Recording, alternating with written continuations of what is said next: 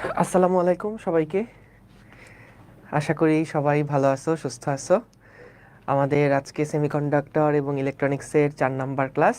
আমরা এর আগের ক্লাস পর্যন্ত ডায়োডের বিভিন্ন ম্যাথ প্রবলেম সলভ করছি। আমরা ডায়োডের যে এই সমস্ত অ্যাপ্লিকেশনগুলো ছিল, যে হাফ ওয়েভ রেকটিফিকেশন, ফুল ওয়েভ রেকটিফিকেশন, সেগুলো আমরা দেখেছি। তো আমরা আজকের ক্লাসে মূলত ট্রানজিস্টরটা শুরু করব। তো ট্রানজিস্টরটা হচ্ছে আরেকটা এরকম ইলেকট্রনিক্স ডিভাইস, তো যেটার সাহায্যে আমরা মূলত আমাদের তড়িৎ প্রবাহটাকে কন্ট্রোল করতে পারি। সো ডায়োডেও যেরকম কন্ট্রোল করতে পারতাম, ট্রানজিস্টরটা দিয়ে আমরা তড়িৎ প্রবাহকে কন্ট্রোল করতে পারি এবং আরেকটু বেটারভাবে কন্ট্রোল করতে পারি। সো ট্রানজিস্টরের মোটামুটি 2 রকমের ব্যবহার আছে। একটা হচ্ছে সুইচ হিসেবে ব্যবহার, আর একটা হচ্ছে অ্যাম্প্লিফায়ার হিসেবে ব্যবহার। তো এগুলা বলতে কি বোঝায় সেগুলো আমরা দেখব। তো শুরুতেই আগে আমরা ট্রানজিস্টরের যে গঠন, সেই গঠনগুলা আগে আমরা একটু আলোচনা করে নেই। হ্যাঁ, ট্রানজিস্টরের গঠন কেমন হয়? ডায়োডের গঠনে আমরা দেখেছিলাম যে একটা সেমিকন্ডাক্টরের এক পাশে পি টাইপ এবং এক পাশে এন টাইপ সেমিকন্ডাক্টর তৈরি করা হয় ডায়োডের ক্ষেত্রে। এবং সেখানে ছিল যে মাঝখানে একটা বিভব প্রাচীর তৈরি হয়, মাঝখানে একটা ডিপ্লেশন লেয়ার তৈরি হয়, মনে পড়ে এগুলা? সিলিকন ডায়োডের ক্ষেত্রে ওখানে বিভব প্রাচীরের মান ছিল 0.7 ভোল্ট, তারপর জার্মেনিয়ামের ক্ষেত্রে ছিল 0.3 ভোল্ট। তারপরে ফরওয়ার্ড বায়াসিংয়ে কী হয়, রিভার্স বায়াসিংয়ে কী হয়, এই সমস্ত জিনিসগুলো কিন্তু আমরা ডায়োডের ক্ষেত্রে দেখেছিলাম। সো ট্রানজিস্টরের ক্ষেত্রেও আমরা ওই জিনিসগুলো কিন্তু কাজে লাগবে, ওই কনসেপ্টগুলো কাজে লাগবে, যেগুলো ফরওয়ার্ড বায়াসিংয়ে ছিল, রিভার্স বায়াসিংয়ে ছিল, সেই কনসেপ্টগুলো কিন্তু আমাদের কাজে লাগবে। ঠিক আছে ভাই, আগের ক্লাস করি নাই তাহলে এই ক্লাস বুঝতে পারবে না ভাইয়া, লাভ নাই, কারণ এই আজকের ক্লাসের অনেক কিছুই ডায়োডের উপরে ডিপেন্ডেন্ট। ডায়োডের জিনিসগুলা তোমার পারা থাকলে, বোঝা থাকলে আজকের ক্লাসটা বুঝতে ইজি হবে। বুঝতে পারছো? তো এই জন্য একটু আগের ক্লাসগুলা করে আসো। ঠিক আছে, আচ্ছা, গুড। চলো তাহলে আমরা শুরু করি। সবার আগে একটু দেখি আমরা যে ট্রানজিস্টরের মূলত আসলে আমরা এটাকে কিভাবে, কি কাজে ব্যবহার করব। ট্রানজিস্টরের কাজটা কি?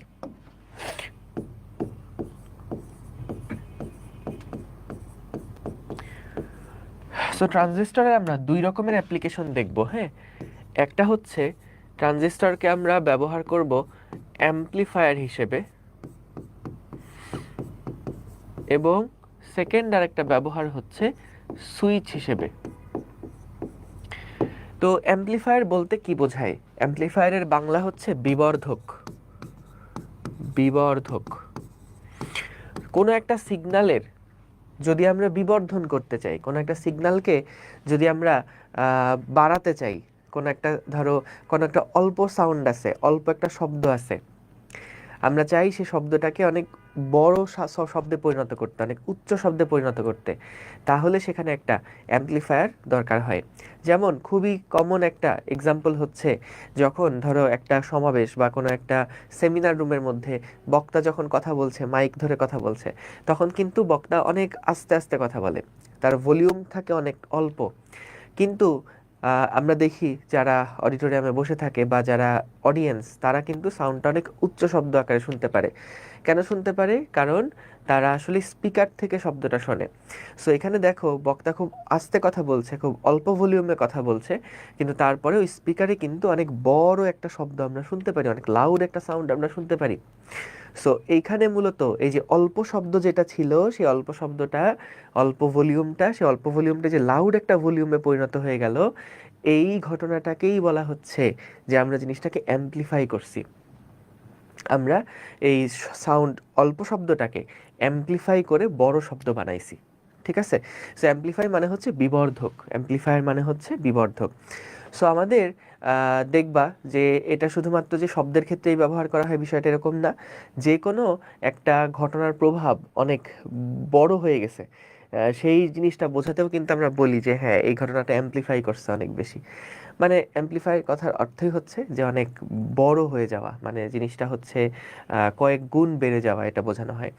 সো আমাদের ধরো কোনো একটা সিগন্যাল, সেই সিগন্যালটা আমরা চাই যে একটু বড় সিগন্যালে পরিণত করতে, সেই ক্ষেত্রে কিন্তু মূলত এই অ্যাম্প্লিফায়ার জিনিসটা ব্যবহার করা হয়। এবং অ্যাম্প্লিফায়ারটা আমরা ট্রানজিস্টরের যে কাজ ট্রানজিস্টরের মাধ্যমে কিন্তু অ্যাম্প্লিফায়ার ইফেক্টটাকে পাই। আর সুইচ সম্পর্কে আমরা খুবই প্রচলিত, আমরা সবাই জানি। সুইচ কিন্তু আমরা নর্মালি মেকানিক্যাল সুইচ সম্পর্কে জেনে অভ্যস্ত, যে ধরো আমার রুমের মধ্যে ফ্যান জ্বলছে, লাইট জ্বলছে, আমি এই লাইট অন করব বা ফ্যান অন করব, তাহলে সেক্ষেত্রে আমরা মেকানিক্যাল সুইচ, যে পটাশ পটাশ করে যে সুইচগুলো অন করি অফ করি, সেই সুইচগুলো সম্পর্কে আমরা জানি। কিন্তু আমাদের ইলেকট্রনিক ডিভাইসের মধ্যে, যেমন কম্পিউটার বলো, মোবাইল বলো, ল্যাপটপ বলো, পিসি বলো, এই টাইপের ডিভাইসগুলোর মধ্যে কিন্তু প্রচুর আসলে সুইচ আছে, প্রচুর সুইচ আছে। এবং এই সুইচগুলোর মাধ্যমেই কোনো একটা সিগন্যালকে আমরা পাঠাতে পারি। এখন ভাইয়া সুইচের ক্ষেত্রে আসলে এখানে অনেকগুলো সুইচ থাকে, তাহলে সুইচের জন্য তো অনেক বড় জায়গা লাগে। আমরা যে মেকানিক্যাল সুইচগুলো দেখি, এখানে তো অনেক বড় জায়গা লাগে, পটাশ পটাশ করে যে সুইচগুলো অন অফ হয়, এগুলাতে তো অনেক বড় জায়গা লাগে। কিন্তু মোবাইল তো পিচ্ছি, এর মধ্যে আবার অনেকগুলো সুইচ কেমনে থাকে? সো এখানে যে টাইপের সুইচগুলো থাকে, এগুলো আসলে আমাদের এইগুলা মেকানিক্যাল সুইচ না, এই সুইচগুলা ইলেকট্রনিক সুইচ। এই সুইচগুলো দেখা যায় অন অফ হয় ভোল্টেজের মাধ্যমে। সো আমরা খুব সহজেই চাইলে ভোল্টেজ বৃদ্ধি করে বা ভোল্টেজ হ্রাস করে এই সুইচগুলোকে অন অফ করতে পারি। ঠিক আছে, অন অফ করতে পারি। তো আমরা এই সুইচ সম্পর্কে দেখব, যে ট্রানজিস্টর দিয়ে কিভাবে করে সুইচ এর কাজে ব্যবহার করা হয় ট্রানজিস্টরকে, এবং অ্যাম্প্লিফায়ার হিসেবে এই যে ট্রানজিস্টরকে ব্যবহার করা হয়, এটাই বা কিভাবে করা হয়। তো এই জিনিসগুলো সম্পর্কে আসলে আমরা দেখব। ঠিক আছে, তো প্রথমে আগে দেখো যে ট্রানজিস্টরের গঠন কেমন হয়, ট্রানজিস্টরটা তৈরি করা হয় কিভাবে। সো ট্রানজিস্টর তৈরি করা হয় ডায়োডে, যেরকম আমাদের দুইটা টাইপের সেমিকন্ডাক্টর ছিল, ডায়োডে যেরকম সেমিকন্ডাক্টরটা ছিল দুই টাইপের, আমাদের ট্রানজিস্টরে দেখা যাবে তিন রকমের সেমিকন্ডাক্টর আছে, তিন রকমের সেমিকন্ডাক্টর আছে।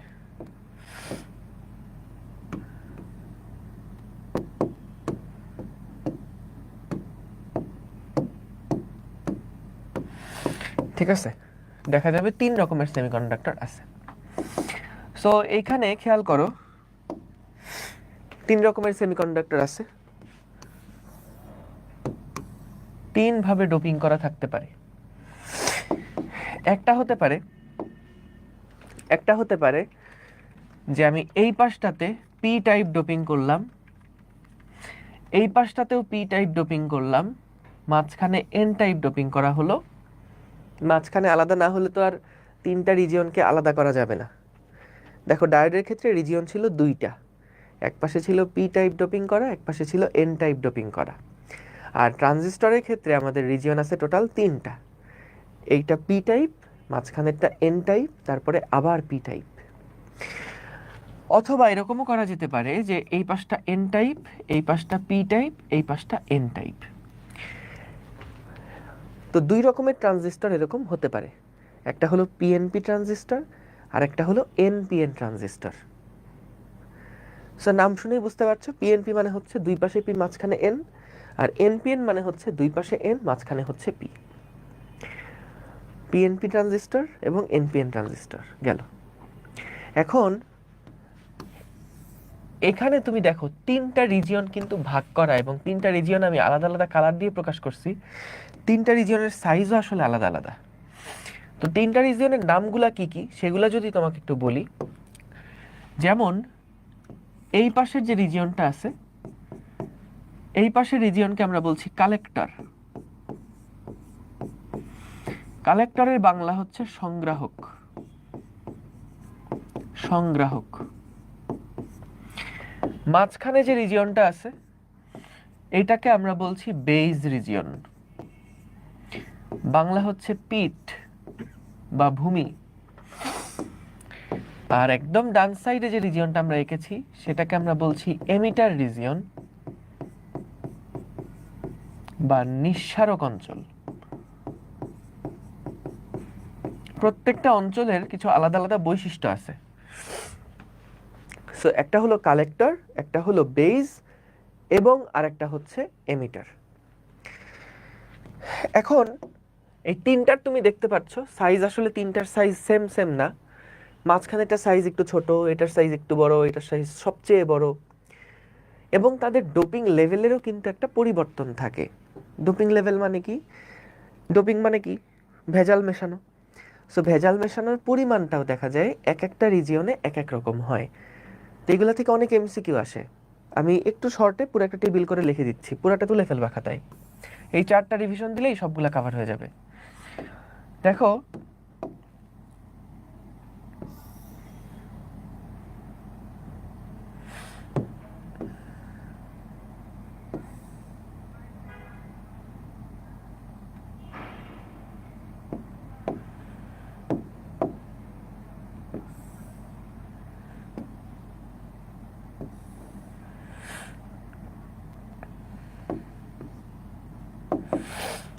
তো বাম পাশে আমরা নিলাম হচ্ছে অঞ্চল বা রিজিয়ন, কোন অঞ্চলটা।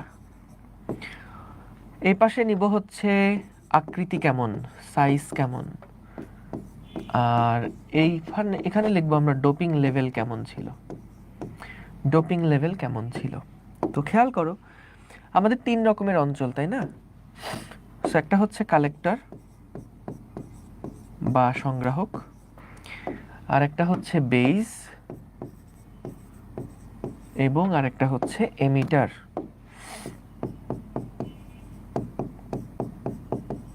আচ্ছা, তো আমাদের খেয়াল রেখো বেজের সাইজটা হয় সবচেয়ে ছোট,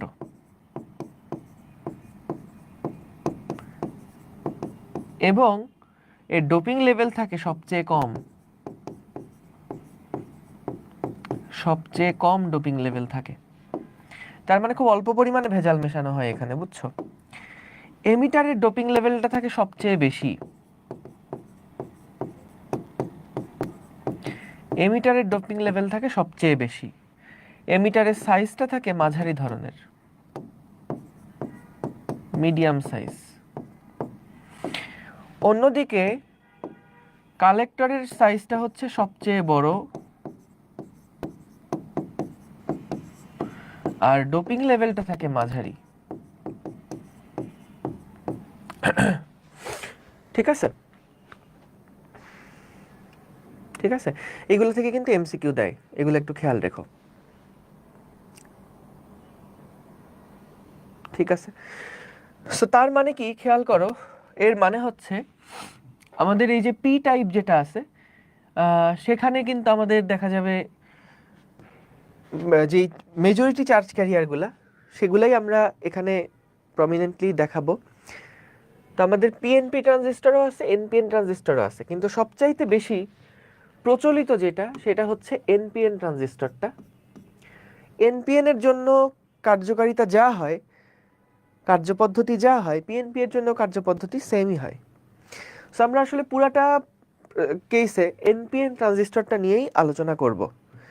এনপিএনটা নিয়ে যদি বুঝতে পারো তাহলে পিএনপি যেটা সেটাও আসলে সেম হবে। সো আমাদের এনপিএনটা নিয়ে যদি আলোচনা করা হয়, দেখো আমরা এখানে মনে রেখো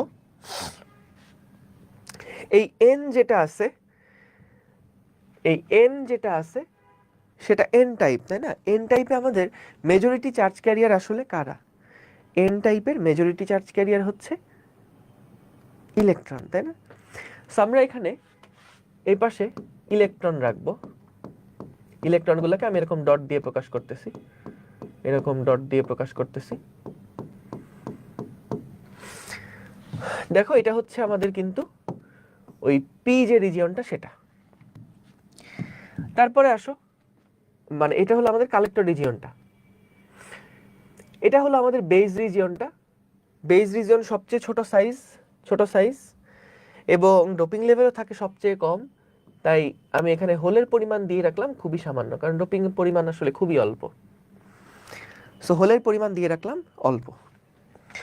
অন্যদিকে দেখো আমাদের এমিটার সাইড যেটা আছে সেইটা কিন্তু অনেক হাইলি ডোপ করা অবস্থায় থাকে, তার মানে এখানে আসলে প্রচুর প্রচুর প্রচুর প্রচুর ইলেকট্রন আছে, এখানে প্রচুর ইলেকট্রন আছে। সো এটার সাইজ মডারেট হলেও এইটার কিন্তু ডোপিং লেভেল হাই। সো এটা দিয়ে বোঝাচ্ছি যে আমাদের এখানে প্রচুর মানে ডোপিং করা অবস্থায় আছে, অনেক ফ্রি ইলেকট্রন আছে তার মানে, ঠিক আছে। এন টাইপে মেজরিটি চার্জ ক্যারিয়ার কারা? এন টাইপের মেজরিটি চার্জ ক্যারিয়ার হচ্ছে ইলেকট্রন। সো এখানে প্রচুর ইলেকট্রন আছে, এখানেও ইলেকট্রন আছে, কিন্তু এখানে ডোপিং লেভেলটা কম, আর এখানে ডোপিং লেভেলটা সবচেয়ে কম। সাইজের ক্ষেত্রে দেখো এটার সাইজ সবচেয়ে বড়, এটা হচ্ছে কালেক্টর, এটা হচ্ছে আমাদের কালেক্টরের সাইডটা, এটা হচ্ছে আমাদের বেইজের সাইডটা, এটা হচ্ছে আমাদের বেইজের সাইডটা, আর এটা হচ্ছে আমাদের এমিটারের সাইডটা, ঠিক আছে? ঠিক আছে, ওকে, ডান। এবার ভাইয়া তোমাদের জন্য একটা ছোট্ট জিনিস আমি একটু মনে করাই দিতে চাই। বলো তো ফরওয়ার্ড বায়াস, এটা তোমাদের এই যে ক্লাসে যখন রিমাইন্ডার দিই তখন বলছিলাম, দেখো তো মনে আছে কিনা তোমাদের ফরওয়ার্ড বায়াসের ক্ষেত্রে, ফরওয়ার্ড বায়াসের ক্ষেত্রে বলো তো কোন ধরনের চার্জ ক্যারিয়ারের কারণে কারেন্ট ফ্লো হয়? ফরওয়ার্ড বায়াসে কোন ধরনের চার্জ ক্যারিয়ারের কারণে কারেন্ট ফ্লো হয়, মেজরিটি নাকি মাইনরিটি? যখন একটা জাংশন ফরওয়ার্ড বায়াসে থাকে তখন কিন্তু আমরা দেখি যে সেখানে মেজরিটি চার্জ ক্যারিয়ারের কারণে কারেন্ট ফ্লো হয়, মেজরিটি চার্জ ক্যারিয়ারের কারণে, মেজরিটি চার্জ ক্যারিয়ার তড়িৎ পরিবহন করে, তড়িৎ পরিবহন করে। হ্যাঁ, মেজরিটি চার্জ ক্যারিয়ার তড়িৎ পরিবহন করে। মনে আছে যে ভাইয়া পি টাইপের মেজরিটি চার্জ ক্যারিয়ার কারা হয়? পি টাইপের মেজরিটি চার্জ ক্যারিয়ার হচ্ছে হোল, এবং এন টাইপের মেজরিটি চার্জ ক্যারিয়ার হচ্ছে ইলেকট্রন। সো যখন কোনো একটা জাংশন ফরওয়ার্ড বায়াসে থাকে, কোনো একটা জাংশন যখন ফরওয়ার্ড বায়াসে থাকে তখন পি টাইপের যে হোলগুলো আছে এবং এন টাইপের যে ইলেকট্রনগুলো আছে, মানে মেজরিটি চার্জ ক্যারিয়ার যারা আছে, তারা কিন্তু কারেন্ট কন্ডাক্ট করে, তারা কিন্তু তড়িৎ পরিবহন করে, তারা আদান প্রদান হয়, তারা পাস করে, ঠিক আছে? অন্যদিকে বলো তো যখন আমরা রিভার্স বায়াসের কথা বলবো, রিভার্স বায়াসের কথা বলবো, তখন কি মনে আছে যে কোন ধরনের চার্জ ক্যারিয়ারের কারণে কারেন্ট ফ্লো হয়? মাইনরিটি চার্জ ক্যারিয়ারের কারণে কারেন্ট ফ্লো হয়, মাইনরিটি চার্জ ক্যারিয়ার তড়িৎ পরিবহন করে।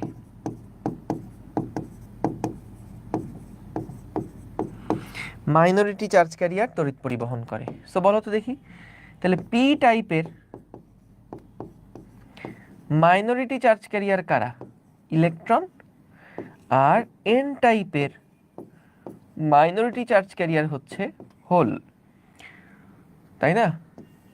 এই যে মেজরিটি হচ্ছে এখানে পি টাইপের হোল, এন টাইপের ইলেকট্রন, আর মাইনরিটি চার্জ ক্যারিয়ার হচ্ছে পি টাইপের ইলেকট্রন, এন টাইপের হোল। এই পর্যন্ত বুঝছো সবাই? ভাইয়া 3 নাম্বার ক্লাস করো নাই? 3 নাম্বার ক্লাসে যদি শুধু ম্যাথ করায় থাকি তাহলে অসুবিধা নাই, কিন্তু ওই যে ফরওয়ার্ড বায়াস, রিভার্স বায়াস, এই জিনিসগুলো কিন্তু লাগবে, এই জিনিসগুলো লাগবে। তাহলে এই পর্যন্ত সবাই আশা করি তুলে ফেলছো খাতায়। ঠিক আছে, তোলা শেষ?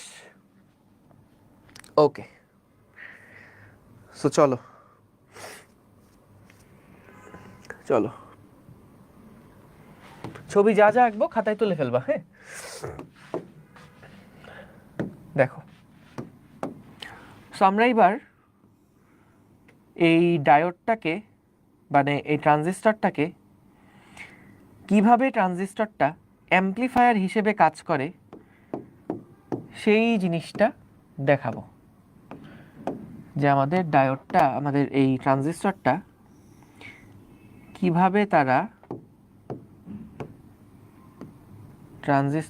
কিভাবে অ্যাম্প্লিফায়ার হিসেবে কাজ করে সেইটা আমি একটু তোমাদেরকে দেখাবো।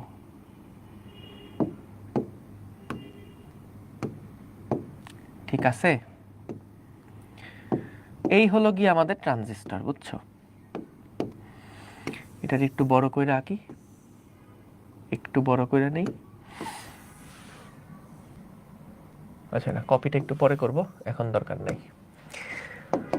তো আমাদের খেয়াল করো, এইটা হচ্ছে সেই এমিটার রিজিয়নটা, এইটা হচ্ছে আমাদের সেই বেজ রিজিয়নটা, এবং এইটা হলো আমাদের কালেক্টর রিজিয়নটা, ঠিক আছে?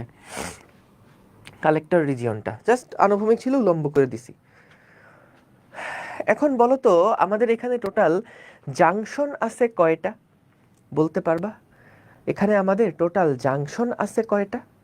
জাংশন আমরা দেখছিলাম আমাদের ডায়োডে কিন্তু জাংশন থাকে টোটাল একটা, রিজিয়ন থাকে দুইটা, সেই দুইটা রিজিয়নের একটা মধ্যবিন্দু থাকে, মানে একটা মাঝখানে রিজিয়ন থাকে, ডিপ্লেশন লেয়ার থাকে। তো আমাদের জাংশন থাকে একটা, দুইটা রিজিয়নের মিলিত বিন্দু যে জাংশন সেটা থাকে একটা। কিন্তু যখন ট্রানজিস্টরের রিজিয়ন আছে টোটাল তিনটা, একটা দুইটা তিনটা, তখন বলো তো আমাদের টোটাল রিজিয়ন, টোটাল জাংশন কয়টা? ভেরি গুড, দুইটা করে জাংশন আছে। একটা জাংশন হলো এইটা, আর একটা জাংশন হলো এইটা। পারফেক্ট। আচ্ছা, তো আমরা একটা কাজ করি, চলো এইখানে আমাদের এইটা তো এনপিএন ট্রানজিস্টর, বুঝছো? এইটা হচ্ছে আমাদের একটা এনপিএন ট্রানজিস্টর, ঠিক আছে? NPN transistor. সো খেয়াল করো, আমরা এখানে একটু ইলেকট্রনগুলো এঁকে ফেলি, মানে আমাদের মেজরিটি চার্জ ক্যারিয়ারগুলাই শুধুমাত্র এখানে আমরা আঁকবো, মেজরিটি চার্জ ক্যারিয়ারগুলাই আমরা এখানে আঁকছি। মেজরিটি চার্জ ক্যারিয়ারগুলা আমরা একটু এঁকে ফেলছি এখানে। এগুলো সবগুলা হচ্ছে ইলেকট্রন। এখানে তো মাইনরিটি চার্জ ক্যারিয়ার হিসেবে হোল আছে, কিন্তু এগুলো খুব অল্প, তো ওইগুলোকে আমরা আলাদা করে এখানে দেখাচ্ছি না। এখানে জাস্ট মেজরিটি চার্জ ক্যারিয়ার হিসেবে যে ইলেকট্রনগুলো আছে, সেই ইলেকট্রনগুলোকে আমি এখানে একটু এঁকে রাখলাম। তোমাদের এই বাইরেরগুলো আঁকা দরকার নেই, বাইরেরগুলো আমি একটু পরে মুভ করাবো বলে বাইরে কয়েকটা এঁকে রাখতেছি। ঠিক আছে, এগুলো পরে থাকুক, কাজে লাগবে। এবং দেখো পি টাইপে আমাদের কিন্তু মানে এই বেইজের মধ্যে হোল থাকবে, কিন্তু হোলের সংখ্যা থাকবে খুবই অল্প, কয়েকটা মাত্র হোল থাকবে, কারণ এখানে ডোপিং করা থাকে খুবই কম। আর অন্যদিকে কালেক্টর রিজিয়নেও থাকবে আমাদের ইলেকট্রন, কিন্তু ভাইয়া এখানে ইলেকট্রনের পরিমাণ থাকবে অল্প, কারণ আমরা এই রিজিয়নটাকে কম পরিমাণে ডোপিং করেছি। কালেক্টর রিজিয়নের ডোপিং এর লেভেলটা কম থাকে, কম থাকে, ঠিক আছে? ঠিক আছে, পারফেক্ট। এখন শোনো, আমরা মূলত এখানে ট্রানজিস্টরটাকে অ্যাম্পলিফায়ার হিসেবে ব্যবহার করতে চাই। কি বললাম ভাইয়া? অ্যাম্পলিফায়ার কথাটার মানে কি? মনে করো কোনো একটা ইনপুট সিগন্যাল হচ্ছে এরকম, আমরা চাই এই সিগন্যালের আউটপুট যে সিগন্যালটা, এইটা যেন একটা বিবর্ধিত সিগন্যাল হয়। মানে ধরো এরকম একটা বিবর্ধিত সিগন্যাল হয়, এইরকম একটা বিবর্ধিত সিগন্যাল হয়। সো বলো তো, ইনপুট সিগন্যাল যদি এরকম হয়, তার আউটপুট সিগন্যাল যদি এরকম বড় বিস্তার বিশিষ্ট হয়, আমরা তো জানি বিস্তার বাড়া মানে তার তীব্রতাও বাড়া, তাই না? বিস্তার যত হবে তীব্রতা তত বেশি হবে না?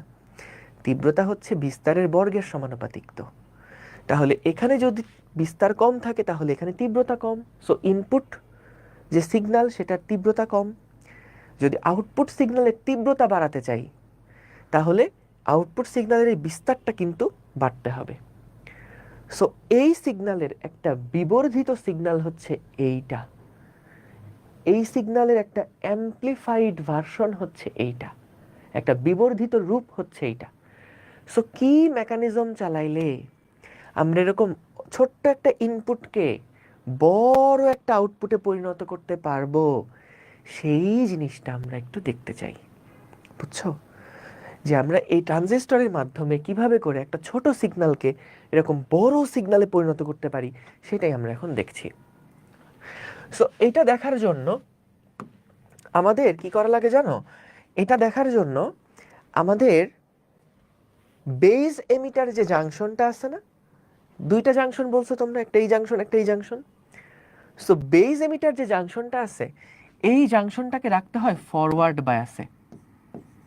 এফবি মানে কি? ফরওয়ার্ড বায়াসে এটাকে রাখতে হয়। আর বেস কালেক্টর যে রিজিয়নটা আছে এইটাকে আমাদের রাখতে হয় রিভার্স বায়াসে। এটাকে রাখতে হয় ফরওয়ার্ড বায়াসে আর এটাকে রাখতে হয় রিভার্স বায়াসে। বুঝতে পারছো? এখন ভাইয়া এই কেন রাখতে হয় সেটা একটু পরেই বুঝতে পারবা। আগে চলো দেখি যে ফরওয়ার্ড বায়াসে রাখতে হলে কি করব। এই জাংশনটাকে যদি ফরওয়ার্ড বায়াসে রাখতে চাই, এই জাংশনকে যদি আমি রিভার্স বায়াসে রাখতে চাই, তাহলে আমি কি স্টেপ ফলো করব। তার আগে একটু মনে করাই আসি ডায়োডের জিনিসগুলা। ভাইয়া এটা মনে করো পি টাইপ, এটা মনে করো এন টাইপ। বলতো যখন ফরওয়ার্ড বায়াসে নিতে হতো তখন আমরা পি টাইপের সাথে উচ্চ বিভবকে রাখতাম আর এন টাইপের সাথে আমরা নিম্ন বিভবকে রাখতাম। এইটা ছিল আমাদের ফরওয়ার্ড বায়াস, এইটা ছিল আমাদের ফরওয়ার্ড বায়াস, তাই না? আর রিভার্স বায়াসটা কি ছিল? এটা মনে করো পি টাইপ, এটা হচ্ছে আমাদের এন টাইপ। সো রিভার্স বায়াসের ক্ষেত্রে আমরা পি টাইপের সাথে নেগেটিভ আর এন টাইপের সাথে পজিটিভ প্রান্তটা যুক্ত করতাম। এইটা ছিল আমাদের রিভার্স বায়াস। এটা ছিল ফরওয়ার্ড বায়াস, এটা ছিল রিভার্স বায়াস। সো মনে করে দেখো, ফরওয়ার্ড বায়াসে রাখার জন্য পি টাইপকে আমরা উচ্চ বিভবের সাথে যুক্ত করতাম, এন টাইপকে আমরা নিম্ন বিভবের সাথে যুক্ত করতাম। আর রিভার্স বায়াসের ক্ষেত্রে এন টাইপকে আমরা উচ্চ বিভবের সাথে যুক্ত করতাম, পি টাইপকে আমরা নিম্ন বিভবের সাথে যুক্ত করতাম। সো এইখানে আমরা কি করব শোনো, আমরা এমিটারটাকে কানেক্ট করে দিচ্ছি মনে করো গ্রাউন্ডের সাথে। এমিটারটাকে মনে করো গ্রাউন্ডের সাথে কানেক্ট করে দিলাম। আচ্ছা গ্রাউন্ডের সাথে কানেক্ট করা লাগবে না, গ্রাউন্ডের সাথে পরে কানেক্ট করতেছি।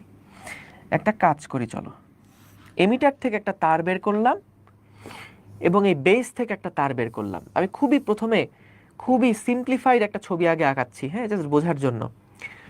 সো খেয়াল করো, প্রথমে আমরা কি করলাম, এখান থেকে এমিটার থেকে একটা তার বের করলাম, বেস থেকে একটা তার বের করলাম এবং এই বেজের সাথে আমরা কি করলাম জানো, এইখানে আমরা একটা ছোট্ট ব্যাটারি কানেক্ট করে দিলাম। এই ছোট্ট ব্যাটারিটার বিভব হচ্ছে ভি ইন, ঠিক আছে?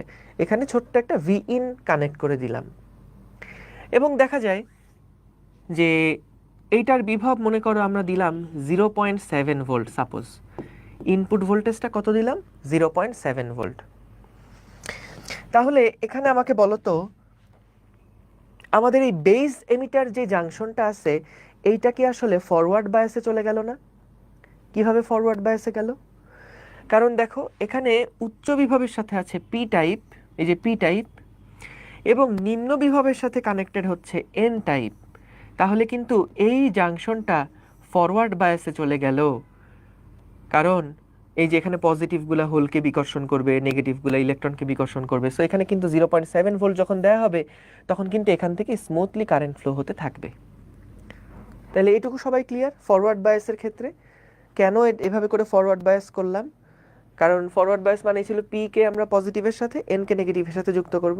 ঠিক আছে, এখন ভাইয়া তাহলে খেয়াল করো যে কাহিনীটা হবে, আমরা এইটা তো গেল ফরওয়ার্ড বায়াসে থাকলো, ভালো কথা। এখন এই জাংশনটাকে যদি আমি রিভার্স বায়াসে নিতে চাই তাহলে এটার উপায় কি হবে? দেখো এটাকে রিভার্স বায়াসে নেওয়ার জন্য আমরা এই কালেক্টরের সাইডটা থেকে একটা তারকে বের করলাম এবং এখানে আমরা একটা ব্যাটারি যুক্ত করে দিলাম, যেই ব্যাটারিটা আবার আমরা এই এমিটারের যে তার সেই তারের সাথে যুক্ত করে দিছি, তারের সাথে যুক্ত করে দিছি। তো মনে করো আমাদের এখানে যে বিভবটা দিয়েছি এই বিভবটা হচ্ছে মনে করো 3 ভোল্ট। এখানে যে বিভবটা দিলাম ব্যাটারি সেই বিভবটা হচ্ছে 3 ভোল্ট। তাহলে এবার আমাকে বলো তো এখানে কিন্তু 0 ভোল্ট ছিল, এটা 3 ভোল্ট। সো আমাদের এমিটার এখনো সেই 0 ভোল্টে আছে আর এখানেও তো 0 ছিল, এটা 0.7। সো এখানে আমাদের এমিটার কিন্তু দুইটার জন্যই 0 ভোল্টেই আছে। কিন্তু আমাদের বেসটা কিন্তু 0.7 ভোল্টে অবস্থান করতেছে, আর কালেক্টরটা কিন্তু 3 ভোল্টে অবস্থান করতেছে। কার সাপেক্ষে? এই 0-র সাপেক্ষে এটা 3 ভোল্টে অবস্থান করছে, আর বেসটা 0-র সাপেক্ষে 0.7 ভোল্টে অবস্থান করছে। তাইলে এবার একটু এই জাংশনটার দিকে তাকাও। বলো তো এখানে যে এন টাইপ রিজিয়নটা আছে, সেই রিজিয়নের বিভব হচ্ছে 3 ভোল্ট, কারণ ব্যাটারি 3 ভোল্টের সাথে এটা যুক্ত। এই রিজিয়নের বিভব 3 ভোল্ট, আর বলো তো এই রিজিয়নের বিভব কত? 0.7 ভোল্ট না? তো বলো তো কোনটা উচ্চ বিভব? 3 ভোল্ট উচ্চ বিভব। এই যে এটা 3 ভোল্ট উচ্চ বিভব। সো খেয়াল করো, উচ্চ বিভবটার সাথে এন টাইপ, আর নিম্ন বিভব, কম্পারেটিভলি নিম্ন বিভবের সাথে পি টাইপ যুক্ত। তাহলে যখন আমাদের উচ্চ বিভবের সাথে এন টাইপ আর নিম্ন বিভবের সাথে পি টাইপ কানেক্টেড থাকে, তখন আমরা কিন্তু বলি আমাদের জাংশনটা রিভার্স বায়াসে আছে। তাহলে এখানে তো সেটাই হচ্ছে। দেখো, এটা এন টাইপ রিজিয়ন ছিল, এন টাইপের সাথে কানেক্টেড হচ্ছে 3 ভোল্ট উচ্চ বিভব, এন টাইপের সাথে উচ্চ বিভব কানেক্টেড, আর পি টাইপের সাথে 0.7 ভোল্ট কানেক্টেড, পি টাইপের সাথে কম্পারেটিভলি নিম্ন বিভবটা কানেক্টেড। সো তার মানে আমাদের এই যে মাঝখানের রিজিয়নটা, এইটা কিন্তু একটা রিভার্স বায়াসের মধ্যে পড়ে থাকবে। তুমি এভাবেও চিন্তা করতে পারো যে এখানে ব্যাটারি পজিটিভ প্রান্ত আছে, এখানে এন টাইপের মধ্যে অনেক ইলেকট্রন আছে, তাহলে ইলেকট্রনগুলো ওইদিকে চেপে যাবে। আবার এখানে নিম্ন বিভবের কারণে এখানে হোলগুলো আবার এর সাথে অ্যাট্রাক্টেড থাকবে। সো যেটা দেখা যাবে, এখানে কিন্তু একটা বড় বিভব, মানে একটা বড় ডিপ্লেশন লেয়ারের তৈরি হবে। সো আমাদের ডিপ্লেশন লেয়ারের রিজিয়নটা কিন্তু বেড়ে যাবে। ঠিক আছে? ঠিক আছে। সো তাহলে আমরা এখান থেকে যেটা দেখলাম সেটা হচ্ছে যে আমাদের ফরওয়ার্ড বায়াসিং এর ক্ষেত্রে কিভাবে ব্যাটারিকে কানেক্ট করব, এবং রিভার্স বায়াসিং এর ক্ষেত্রে কিভাবে ব্যাটারিকে কানেক্ট করব। সো রিভার্স বায়াসিং এর ক্ষেত্রে আমরা জানি পি টাইপের সাথে ব্যাটারির নিম্ন বিভব, মাইনাস মানে নিম্ন বিভব, আর এন টাইপের সাথে ব্যাটারির উচ্চ বিভবকে কানেক্ট করলে সেটা রিভার্স বায়াসে থাকবে। সো আমরা দেখো এই দুইটা রিজিয়নের মধ্যে যেটা পি টাইপের রিজিয়ন, সেইটাকে আমরা কিন্তু কানেক্ট করছি নিম্ন বিভবের সাথে, কারণ 3 আর 0.7 দুইটার মধ্যে নিম্ন বিভব কে? 0.7। সো আমাদের পি টাইপটা কানেক্টেড 0.7 এর সাথে, আর এন টাইপটা কানেক্টেড উচ্চ বিভবের সাথে 3 ভোল্টের সাথে। তাহলে এখানে কিন্তু মাঝখানের রিজিয়নটা রিভার্স বায়াসিং এ থাকবে। বুঝতে পারছো? কথা ক্লিয়ার? বলো তো। তাহলে ফরওয়ার্ড বায়াসিং এ কিভাবে নিলাম আর রিভার্স বায়াসিং এ কিভাবে নিলাম, এই কথা কি ক্লিয়ার? সবাই বুঝছো?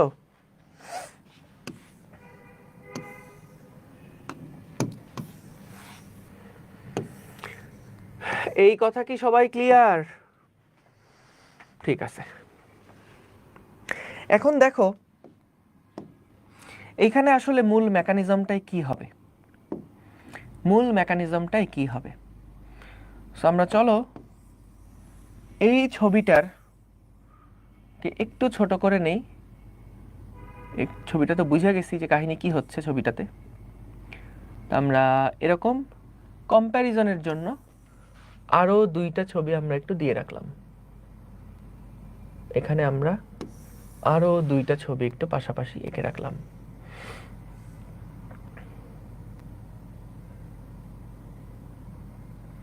তোমরা চাইলে একটা দিয়েই করতে পারো, সমস্যা নাই। তোমরা চাইলে একটা দিয়ে করতে পারো, এটা এখানে পড়ে থাক।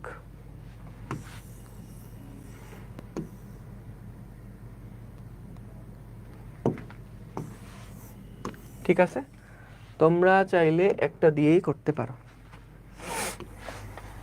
এটার আর দরকারই নেই, হুদাই থাক। সো খেয়াল করো এবার আমাদের যখন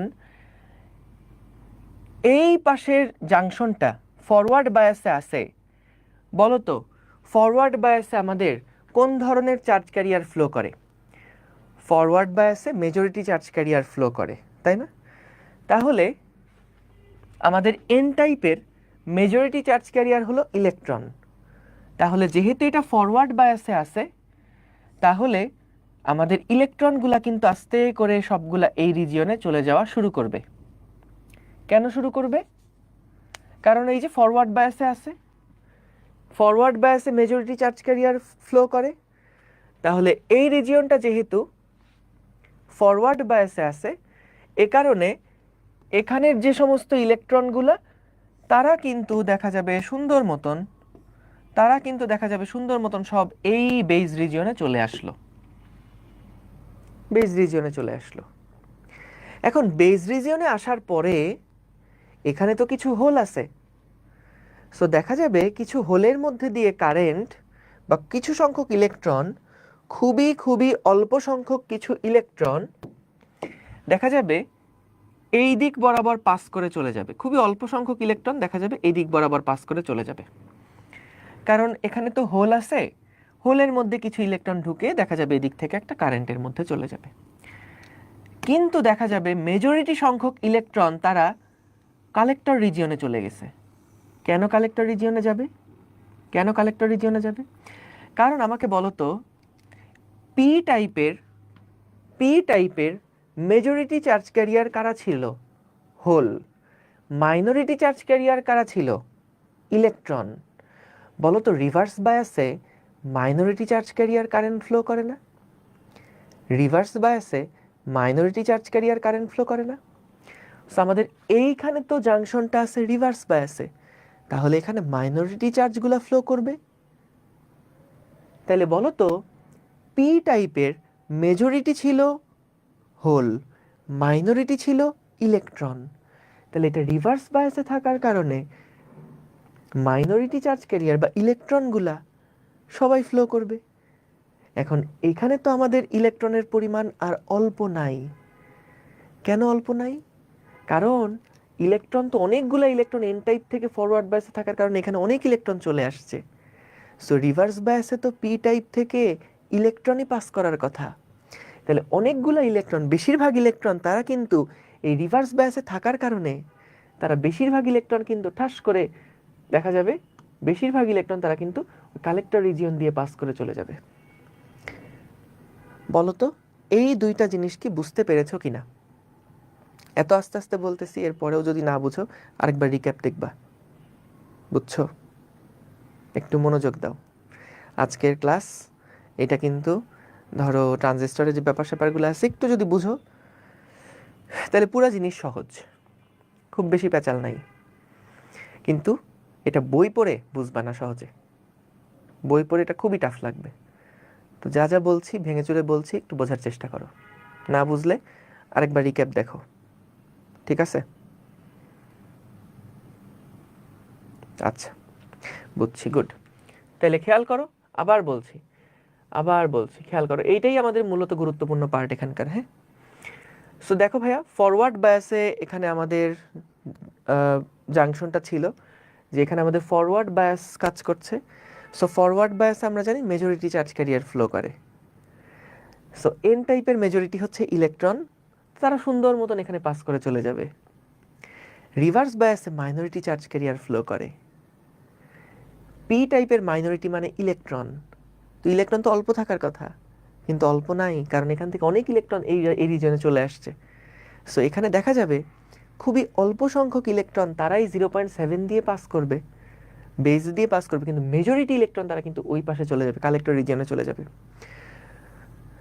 আরেকটা কথা বলি, যদি এটা বুঝতে কষ্ট হয় তাহলে এভাবেও চিন্তা করতে পারো। দেখো ভাই, এখানে ইলেকট্রন আছে এই পাশে অল্প পজিটিভ +0.7, আর এই পাশে দেখো বেশি পজিটিভ +3 ভোল্ট। তাহলে এখানে যে ইলেকট্রনগুলো আছে তারা কি অল্প অল্প ইলেকট্রন তারা খালি এদিকে যাবে, কিন্তু বেশি বেশি ইলেকট্রন তারা কি ওইদিকে চলে যাবে না? এবার বুঝছো? কারণ এটা তো বেশি প্লাস, তাহলে বেশি বেশি ইলেকট্রন এইদিকে চলে যাবে, আর কম কম ইলেকট্রন তারা 0.7 যেহেতু কম ভোল্ট, তাহলে অল্প কিছু ইলেকট্রন এই দিক দিয়ে পাস করবে। ঠিক আছে, ক্লিয়ার?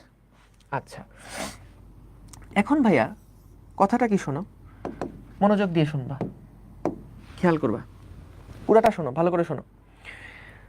সো আমরা দেখলাম এখানে একটা নির্দিষ্ট ভোল্টেজ যখন আমরা অ্যাপ্লাই করছি, তখন না এই পাশ দিয়ে একটা মাত্র ইলেকট্রন আসছে, বেইজের মধ্যে দিয়ে একটা মাত্র ইলেকট্রন আসছে, একটা মাত্র ইলেকট্রন আমরা পাইছি বেইজের মধ্যে দিয়ে, বুঝছো? এবং বেজের মধ্যে দিয়ে একটা ইলেকট্রন নিয়ে যাওয়ার জন্য দেখা গেল আমাদের এমিটার রিজিয়ন থেকে টোটাল ইলেকট্রন আসা লাগছে 100টা, আর বাকি 99টা ইলেকট্রন কালেক্টরের মধ্যে দিয়ে চলে গেছে। বাকি 99টা ইলেকট্রন তারা চলে গেছে কালেক্টরের মধ্য দিয়ে। সো কি হলো শোনো আবার, যে এখানে আমরা এমন একটা ইনপুট ভোল্টেজ দিছিলাম যার কারণে এখানে ডিপ্লেশন লেয়ারটা ভেঙে গেছিল, 0.7 এর লেয়ারটা ভেঙে গেছিল। তো সবগুলো ইলেকট্রন এই পাশে আসা শুরু করছে, কিন্তু এই পাশের ভোল্টেজ যেহেতু কম বা এই পাশে যেহেতু কম পরিমাণে ডোপিং করা, তো দেখা যাবে এদিক থেকে কিন্তু ইলেকট্রন খুব অল্প পরিমাণে পাস করে যাবে। তো আমি ধরলাম একটা ইলেকট্রন বেজ রিজিয়ন দিয়ে পাস করানোর জন্য এমিটারের মধ্যে দিয়ে 100টা ইলেকট্রনকে টানা লাগে। মানে এমিটারের মধ্যে দিয়ে যদি 100টা ইলেকট্রন যায়, তাহলে বেজের মধ্যে দিয়ে মাত্র একটা ইলেকট্রন পাস করবে, বাকি 99টা ইলেকট্রন আমাদের কালেক্টরের মধ্যে ঢুকে যাবে। কারণ ওইটাই তো বললাম যে অল্প কিছু ইলেকট্রন এদিকে যাবে, মেজরিটি ইলেকট্রন ওই পাশ থেকে পার হয়ে চলে যাবে। তোমরা কনফিউজড হও না যে ভাই ইলেকট্রন এদিকে, কিন্তু কারেন্ট তো এদিকে না, কারেন্ট তো উল্টা দিকে। হ্যাঁ, কারেন্টের ব্যাপারে আসবো।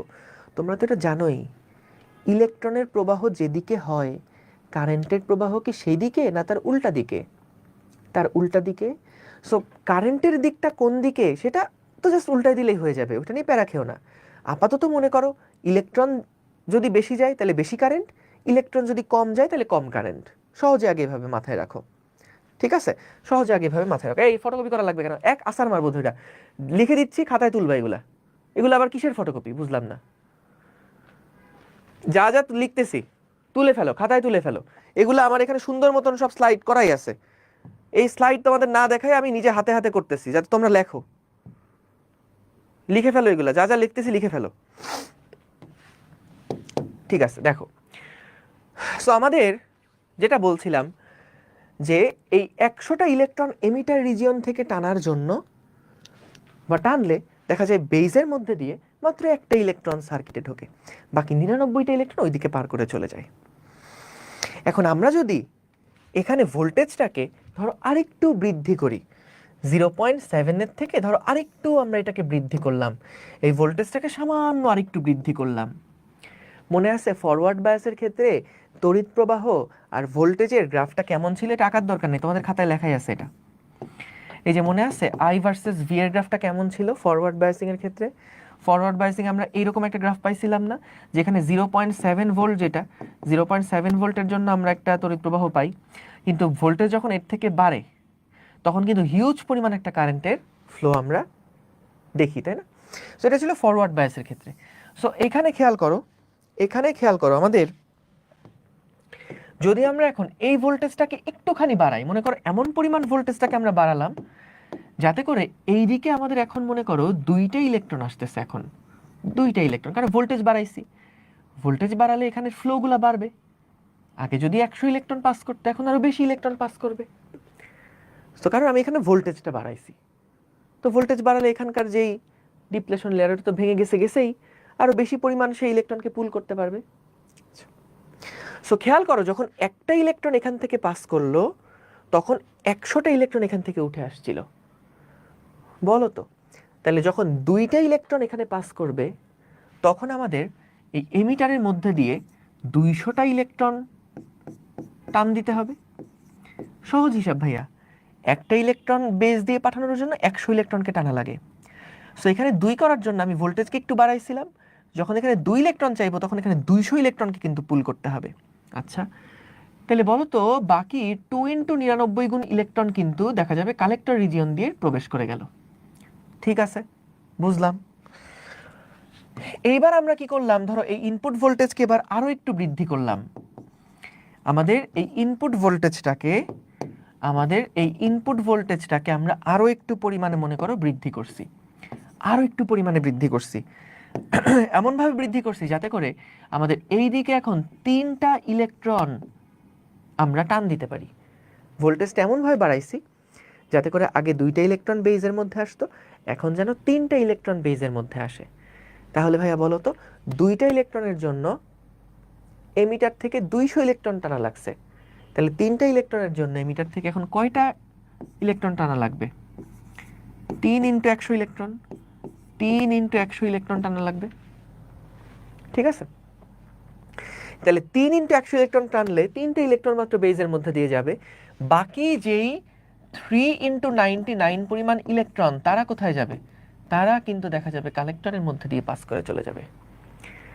বলতো এই 3টা ছবি কি বুঝতে পারছো কিনা বলো তো? এই 3টা ছবি কি বুঝতে পারছো কিনা বলো? না ভাইয়া, এখানে 2টা ইলেকট্রন গেলে বাকি 98টা যাবে না, কারণ 2টা ইলেকট্রন টানার জন্য আমাদের এখানের ভোল্টেজ বাড়ানো লাগছে। যখন ভোল্টেজ বাড়াইছো তখন তার এখান থেকে 100 ইলেকট্রন আসবে না, তখন আরো বেশি ইলেকট্রন আসবে। সো ভাষায় প্রকাশ করা সহজ যাতে হয় এই জন্য 100, 200, 300 ধরছি আর কি, বুঝছো?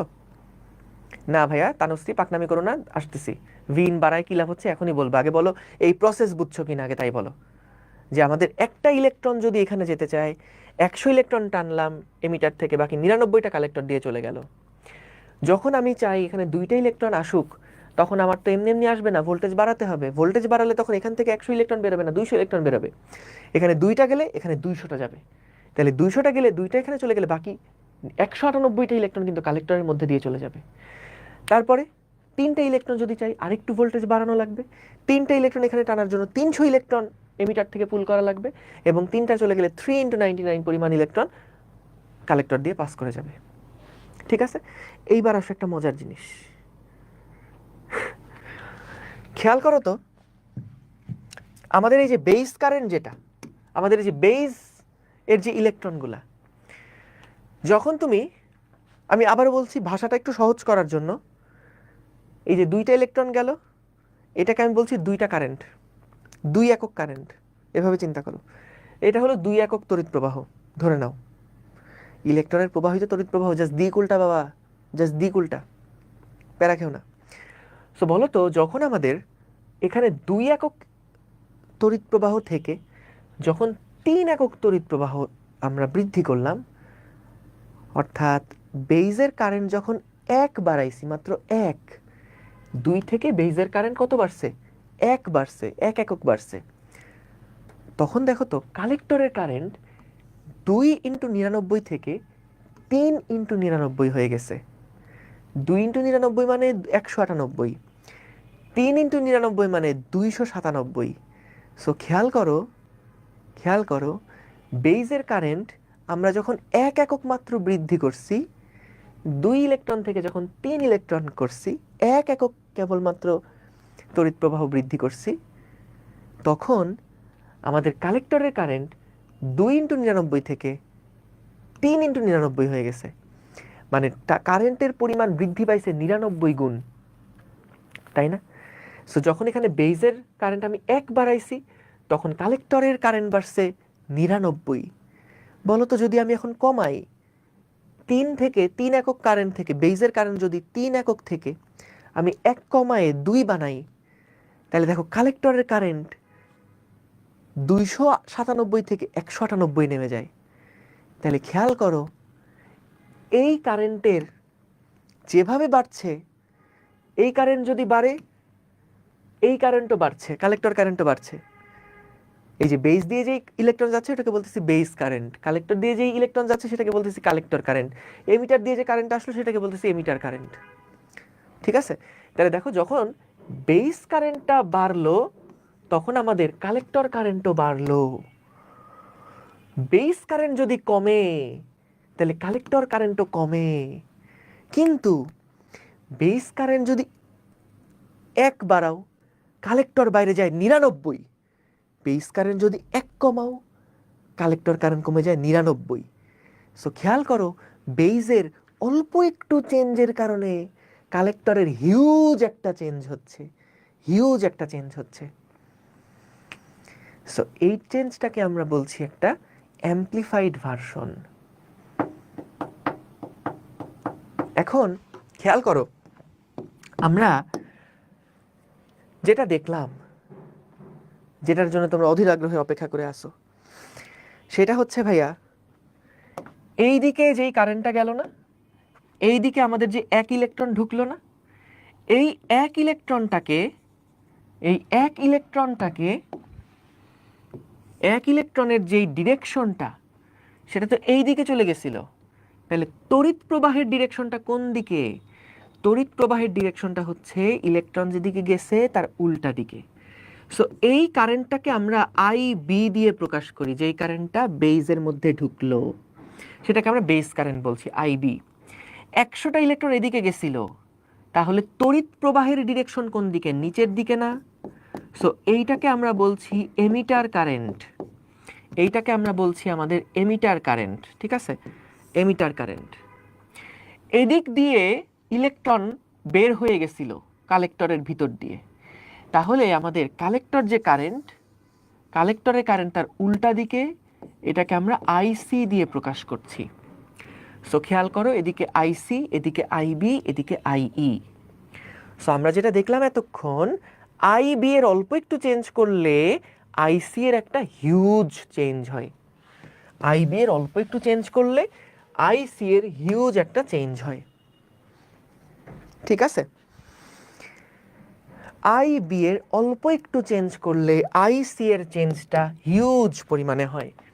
এটাই কিন্তু আমরা দেখছিলাম এখানে, যে যখন 1 ইলেকট্রন থেকে 2 ইলেকট্রন হলো, 3 ইলেকট্রন হলো, তখন আমাদের কালেক্টরের ইলেকট্রনগুলো ছিল 99, 197, 297, ওইখানে 99 করে করে বাড়তেছে।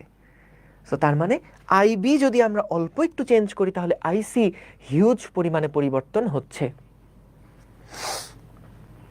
এর মানে কি জানো? দেখো, আমরা যখন কথা বলি, ধরো মাইকে কথা বলি, তখন না এই যে বাতাসের যে বাধাটা আছে না, এই বাধাটা একটা মাইক কী করে, এই বাধাটাকে নিয়ে সে ছোট্ট একটা ইলেকট্রিক্যাল সিগন্যাল বানায় ফেলে। মাইকটা কি করে, বাতাসের বাধাটাকে কাজে লাগায়, এই যে আমরা কথা বলছি, একটা শব্দর যাচ্ছে না, একটা সিগন্যাল যাচ্ছে না, এই সিগন্যালটাকে সে কি করে, সে ছোট্ট ভোল্টেজ সিগন্যালে রূপান্তরিত করে। এটা হলো আমাদের ইনপুট ভোল্টেজ, এটা হলো আমাদের ইনপুট ভোল্টেজ। আর স্পিকারে যখন এই সাউন্ডটা যায়, মূলত এখানে যে সিগন্যালটা তৈরি হলো, ট্রানজিস্টরের মাধ্যমে এই সিগন্যালটাকে বিবর্ধিত করে স্পিকারে পাঠানো হয়। স্পিকার মাইকের ঠিক উল্টা কাজ করে। মাইক কি করছিল, বাতাসের বাধাটাকে কাজে লাগায় একটা ভোল্টেজের সিগন্যাল তৈরি করছিল। স্পিকারটা ওই বড় ভোল্টেজের সিগন্যালটাকে আবার বাতাসের বাধায় পরিণত করে, মানে ওখান থেকে শব্দ তরঙ্গ নিঃসৃত করে, শব্দ তরঙ্গ নিঃসৃত করে। সো খেয়াল করো, আমাদের এইবার একটা মজার কাহিনী করা যাবে। কি কাহিনী জানো? এখানে আমরা বললাম না আইবি চেঞ্জ করব, বলো তো আইবি চেঞ্জ হয়েছিল কেন? কারণ আমরা এখানে ভোল্টেজটাকে চেঞ্জ করছিলাম না। আইবি চেঞ্জ হয়েছিল কেন? ওই যে বলছিলাম ভোল্টেজ বাড়ায় দাও, 1 ইলেকট্রন থেকে 2 ইলেকট্রন এখন আসুক, 3 ইলেকট্রন এখন আসুক, আরেকটু ভোল্টেজ বাড়াই দিলে। সো ভোল্টেজ বাড়াইলে কিন্তু আইবি বাড়বে। এবার মনে করো আমি কি করলাম, এই জায়গাতে না একটা মাইক লাগাই দিলাম, বুঝছো? এই জায়গাতে একটা ডিস্টিংক্ট মাইক লাগাই দিলাম, এই জায়গায় একটা ডিস্টিংক্ট মাইক লাগাই দিলাম।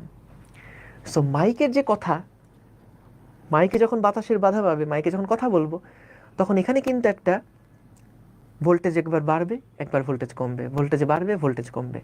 সো দেখা যাবে এই মাইকটার কারণে এখানে একটা ছোট্ট এসি সিগন্যালের তৈরি হবে। ধরো এরকম আমরা একটা এসি সিগন্যাল পেলাম, ছোট্ট একটা এসি সিগন্যাল পেলাম, ছোট্ট আমরা দেখা যাবে একটা এসি সিগন্যাল পেলাম। হ্যাঁ, ভোল্টেজ একবার বাড়ছে, কমছে। সো ভোল্টেজ বাড়া কমা মানে কি? আইবিও বাড়া কমা। আর আইবি বাড়া কমা কমা মানে হচ্ছে আইসি এর মান অনেক বেশি পরিমাণে বাড়া, বেশি পরিমাণে কমা। ভাই আইবি যদি অল্প একটু, দেখো দেখো দেখো, এইখানে আমরা কি করতেছি, সাউন্ড দিচ্ছি, এখানে আমরা সাউন্ড শব্দ তরঙ্গ পাঠাচ্ছি, সেই শব্দ তরঙ্গটাকে মাইক কি করতেছে, একটা ভোল্টেজ সিগন্যালে পরিণত করতেছে। সেই ভোল্টেজ সিগন্যালটা হচ্ছে এইটা। এখানে যদি ভোল্টেজ যখন বাড়বে তখন আইবি বাড়বে, ভোল্টেজ যখন কমবে তখন আইবি কমবে। বোঝো নাই? ভোল্টেজ যখন এখানে বাড়বে, মাইকে জোরে কথা বলছি আমি, তাহলে ভোল্টেজ বাড়ছে, তাহলে ভোল্টেজ বাড়া মানে কি, আইবি বাড়ছে, আইবি বাড়া মানে আইসিও তো বাড়ছে। আবার যখন ভোল্টেজ কমায় আস্তে আস্তে কথা বলছে, অল্প আস্তে আস্তে কথা বলতেছি, তখন কিন্তু ভোল্টেজ কমে গেছে, আইবি কমে গেছে, আইসিও কিন্তু অনেক কমে গেছে। সো খেয়াল করো, এখন যদি আমি এই আইসি এর সাথে একটা স্পিকার যুক্ত করে দেই, একটা স্পিকার যুক্ত করে দেই, প্রিয় এলাকাবাসী, একটা স্পিকার যুক্ত করে দেই, তখন দেখো এইখানে তুমি আস্তে কথা বলবা, এখানে যদি একটুখানি কারেন্ট বাড়ে, আইবি বাড়ে, এখানে হিউজ পরিমাণ আইসি বাড়বে। এখানে অল্প একটু আইবি কমলে এখানে হিউজ পরিমাণ আইসি কমবে। সো দেখা যাবে যে এইখানে আমরা এটার একটা বিবর্ধিত রূপ দেখতে পারবো, এইরকম একটা বিবর্ধিত রূপ দেখতে পারবো। এই ছোট্ট একটা সিগন্যালের হিউজ একটা সিগন্যাল দেখতে পারবো। এটা বাড়লে এটাও বাড়বে, এটা কমলে এটাও কমবে। বলতে পারো ভাই কি ব্যাপার, আপনি এখানে এই কার্ভটা এরকম নিছেন আর এই কার্ভটা উল্টা নিছেন কেন? সো দেখা যায় অ্যাম্পলিফায়ারের ক্ষেত্রে এরকম উল্টা আসে, কিন্তু কেন উল্টা আসে সেগুলো নিয়ে বলে দিব, অসুবিধা নেই। আপাতত জাস্ট এটা মাথায় রাখো যে আমাদের যখন এখানে আইবি বাড়বে, আইসি হিউজ পরিমাণে বাড়বে, আইবি যদি কমে আইসি হিউজ পরিমাণে কমবে। বুঝতে পারছো? গুড। সো তাহলে এই পুরা জিনিস তো বুঝছো, পুরা জিনিসটা বুঝছো। আমি কথায় যা যা বলছি, কথায় যা যা বলছি সেগুলো তোমাদের মাথায় আছে। এখন এই জিনিসটাই একটু ছবি দিয়ে বুঝাই, মানে এখানে লেখা আছে এগুলো কিচ্ছু তোলা লাগবে না, সব কিছু তোমার অলরেডি মাথায় ঢোকানো আছে। এই ছবিগুলোর মধ্যে এতক্ষণ যা যা বলছি সেগুলো সব কিছু লেখা আছে। সো একটু দেখো, একবার রিভাইজ করে ফেলি আমরা, পুরা জিনিসটা আমরা একটু রিভাইজ করে ফেলি, যা যা বলছি এগুলো একটু রিভাইজ করে ফেলি। এই দেখো, এটা ছিল আমাদের এমিটার রিজিয়ন, এটা ছিল কালেক্টর রিজিয়ন, এটা ছিল বেস রিজিয়ন, এটা ছিল পি টাইপ, এটা এন টাইপ, এটা এন টাইপ। এটাকে ফরওয়ার্ড বায়াসে কানেক্ট করার জন্য এই পাশে আমরা 0.7 ভোল্ট দিলাম, কার সাপেক্ষে? গ্রাউন্ডের সাপেক্ষে। মানে এখানে আসলে মূলত ওই যেভাবে করে একটা ব্যাটারি কানেক্টেড আছে। আর এন টাইপের সাথে আমরা একটা ব্যাটারি 5 ভোল্টকে যুক্ত করছিলাম, মূলত জিনিসটা এভাবে করে কানেক্টেড, এই যে এভাবে করে এটা কানেক্টেড আছে। তো এখানে দেখো যেটা বলছিলাম, ওই যে বেস এমিটার যে রিজিয়নটা আছে, বেস এমিটার যে রিজিয়নটা আছে, এই জাংশনটাকে ফরওয়ার্ড বায়াসে রাখা হয় এবং সেখানে এন টাইপ থেকে মেজরিটি চার্জ ক্যারিয়ার হিসেবে প্রচুর ইলেকট্রন ফ্লো হবে বেস পি টাইপের মধ্যে। এই যে এখান থেকে প্রচুর ইলেকট্রন ফরওয়ার্ড বায়াসে যেহেতু আছে, প্রচুর ইলেকট্রন এখানে ফ্লো হবে এবং রিভার্স বায়াসে মাইনরিটি চার্জ ক্যারিয়ার হিসেবে ইলেকট্রনগুলো আবার এখানে পাস করবে। এটাই লেখা বেস কালেক্টর জাংশনটাই। দেখো বেস কালেক্টর যে জাংশনটা আছে সেটা রিভার্স বায়াসে আছে এবং পি টাইপ থেকে মেজরিটি মানে হোল, পি টাইপের মাইনরিটি মানে ইলেকট্রন। তো এখানে প্রচুর ইলেকট্রন কিন্তু এখানে আছে, কারণ ইলেকট্রনগুলো সব এই পাশ থেকে চলে আসছে। সো পি টাইপ থেকে মাইনরিটি চার্জ ক্যারিয়ার হিসেবে অধিকাংশ ইলেকট্রন ফ্লো হবে কালেক্টর এন টাইপের মধ্যে। ঠিক আছে, এই দুটা কথা দেখলাম, বুঝলাম। সো এখানে খেয়াল করো, এই যে যখন এখানে একটা ইলেকট্রন আসবে তখন 100টা ইলেকট্রন যাচ্ছে, 99টা ইলেকট্রন কালেক্টর দিয়ে চলে গেল। যখন এখানে দুইটা ইলেকট্রন, এই ভোল্টেজকে একটু বাড়ায় যদি কারেন্ট একটু বাড়ানো হয়, ধরো আমি এখানে এই ইলেকট্রনের পরিমাণ একটু বাড়াইলাম, তাহলে এখানে 2 × 100 ইলেকট্রন যাবে, এখানে 99 × 100 ইলেকট্রন যাবে। আরেকটু যদি বাড়াই তাহলে 3 × 100, মানে এখানে 3টা ইলেকট্রনের জন্য এখানে 100 × 3টা ইলেকট্রন লাগবে, 3 × 99টা ইলেকট্রন লাগবে। ঠিক আছে, ঠিক আছে, ওকে। এবং তাহলে দেখো, তাহলে দেখা যাচ্ছে আইবি যেভাবে পরিবর্তন হচ্ছে আইসি সেভাবেই পরিবর্তন হচ্ছে। আইবি যদি 2 থেকে 3 করো তাহলে আইসিও কিন্তু 198 থেকে 297 হচ্ছে। আইবি যদি 3 থেকে 2 করো তাহলে আইসিও 297 থেকে 198 হচ্ছে। সো এটাই বলছে, দেখা যাচ্ছে আইবি যেভাবে পরিবর্তন হচ্ছে আইসিও সেভাবেই পরিবর্তন হচ্ছে। আইবি বাড়লে আইসি বাড়ছে, আইবি কমলে আইসি কমছে, কিন্তু আইবি এর তুলনায় আইসি এর পরিবর্তন 99 গুণ। নতুন কোনো কথা বলছি এখানে? নতুন কোনো কথা আছে? তার মানে বলা যায় আইসি কারেন্টটা আইবি এর একটা অ্যাম্পলিফাইড ভার্সন। আইসি যে কারেন্টটা সেটা আইবি এর একটা অ্যাম্পলিফাইড ভার্সন। ঠিক আছে, আচ্ছা এবার আসো, এখানে দেখো আমরা কি করলাম, এবার আইবি এর সাথে ভোল্টেজ সোর্স হিসেবেই এবার একটা মাইককে যুক্ত করে দিছি। মাইককে যুক্ত করে দিছি, এখানে আমরা কথা বলবো। সো মাইককে যখন যুক্ত করছি তখন দেখো এই মাইকে কথা বললে মাইকটা এখন এখানে ভোল্টেজটা পরিবর্তন করবে। ওই যে মাইকে কথা বললে ভোল্টেজের আপ ডাউন হবে, জোরে শব্দ হলে ভোল্টেজ বাড়বে, আস্তে শব্দ হলে ভোল্টেজ কম হবে। তবে ইঞ্জিনিয়াররা এটা কনফার্ম করবে যেন অন্তত 0.7 ভোল্টের নিচে বিভবটা না আসে। বলো তো 0.7 ভোল্টের নিচে বিভব আসলে কি সমস্যা হবে? যদি আমাদের এখানের বিভবটা 0.7 ভোল্টের থেকে কম হয়ে যায়, ধরো এখানে আমার এমন একটা ভোল্টেজ দিলাম যেটা 0.7 ভোল্টের থেকে কম, তাহলে কি আমাদের ওই যে ইয়াটা বিভব প্রাচীর যেটা, সে বিভব প্রাচীর কি আর ভ্যানিশ হবে? আমাদের যে নিঃশেষিত অঞ্চল ডিপ্লেশন লেয়ার, সেই ডিপ্লেশন লেয়ার কি আর ভ্যানিশ হবে? হবে না। সো ইলেকট্রন যাবেই না উপরে। ভেরি গুড মুন্না, নাকি কে মুনা? সো এখানে তখন যদি 0.7 ভোল্টের থেকে বেশি না দেওয়া হয়, 0.7 এর থেকে যদি বেশি না দেওয়া হয় বা 0.7 কম দেওয়া হয়, তাহলে তো ভাই এখান থেকে ইলেকট্রন পাসই করবে না, তাহলে আইবি জিরো হয়ে যাবে তখন ভাই, আইবি জিরো হয়ে যাবে। আইবি জিরো হলে আইসিও জিরো হবে, তোমার ট্রানজিস্টরটাই তখন অফ। সো ইঞ্জিনিয়াররা এটা কনফার্ম করে ভাই যাই হোক না কেন 0.7 ভোল্টে যেন না নামে। সো এই কারণে দেখা যায় এখানে একটা ডিসি সোর্স, ছোট্ট একটা ডিসি ব্যাটারি এখানে যুক্ত করে রাখা হয় যাতে অ্যাটলিস্ট 0.7 ভোল্ট বিভবটা বজায় থাকে। সো ভোল্টেজ এভাবে চেঞ্জ করলে, যে মাইকে যখন ভোল্টেজ আমি আপ ডাউন করব তখন কিন্তু কারেন্ট চেঞ্জ হবে, মানে আইবি চেঞ্জ হবে। আচ্ছা এবার দেখি এখানে কি বলছে, আর আইবি এভাবে চেঞ্জ হলে তো আইসিও চেঞ্জ হবে, কিন্তু খেয়াল করো আইসি এর চেঞ্জটা আইবি এর 99 গুণ হবে, যেটা বললাম। এখন কালেক্টরের সাথে যদি একটা স্পিকার লাগাই দেওয়া যায় তাহলে মাইকে যা দেওয়া হচ্ছে তার থেকে অনেক জোরে সাউন্ড পাওয়া যাবে এবং প্যাটার্নও সেম থাকবে। ঠিক আছে, ঠিক আছে, যাক ডিপ্লেশন লেয়ার ভাঙবে না, বেই তো গুড, ভেরি গুড, সাব্বাস, পারফেক্ট পারফেক্ট পারফেক্ট। তাইলে আমরা এইটা বুঝছি, এইটা বুঝছি। এইবার আসো, আমাদের এই ট্রানজিস্টরের কিছু বেসিক সূত্র আছে কতগুলা, তার মধ্যে একটা সূত্র অলরেডি দেখাইছি যে আইই সমান সমান আই বি প্লাস আইসি, এটা সকল টাইপের ট্রানজিস্টরের জন্য এটা খাটবে।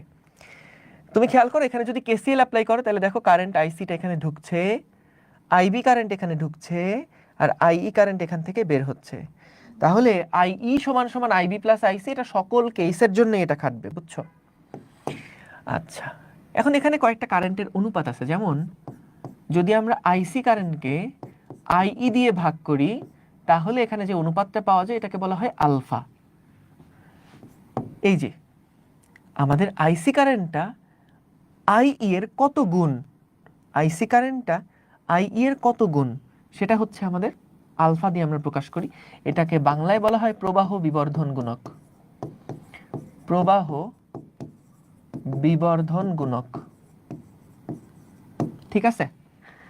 এবং আইসি বাই আইবি যেটা হলো আউটপুট কারেন্ট আর ইনপুট কারেন্ট, এই যে আইসিটা আউটপুট কারেন্ট ছিল না আর আইবিটা ইনপুট কারেন্ট ছিল, এদের যে অনুপাতটা সেটাকে আমরা বলি বিটা দিয়ে প্রকাশ করা হয় এই সার্কিটের জন্য, এবং এটাকে বলা হয় কারেন্ট গেইন বা প্রবাহ লাভ, প্রবাহ লাভ বা কারেন্ট গেইন। আর এটাকে বলা হয় কারেন্ট অ্যাম্প্লিফিকেশন ফ্যাক্টর।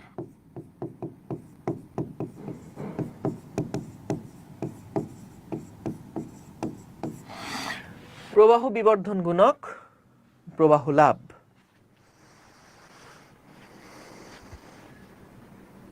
ঠিক আছে? আচ্ছা এখন এই আলফা এবং বিটা এগুলার মধ্যে আবার সম্পর্ক আছে কিছু, যেমন বলো তো ভাইয়া আলফার মানটা অলওয়েজ কি একের থেকে বড় হবে না একের থেকে ছোট হবে? বলো তো আলফার মানটা অলওয়েজ কি হবে, একের থেকে বড় হবে না একের থেকে ছোট হবে? আমরা দেখি আলফা বিটার সাথে কোনো সম্পর্ক দেখানো যায় কিনা। আইই সমান সমান আইবি প্লাস আইসি, জানাও একের থেকে বড় হবে নাকি ছোট হবে?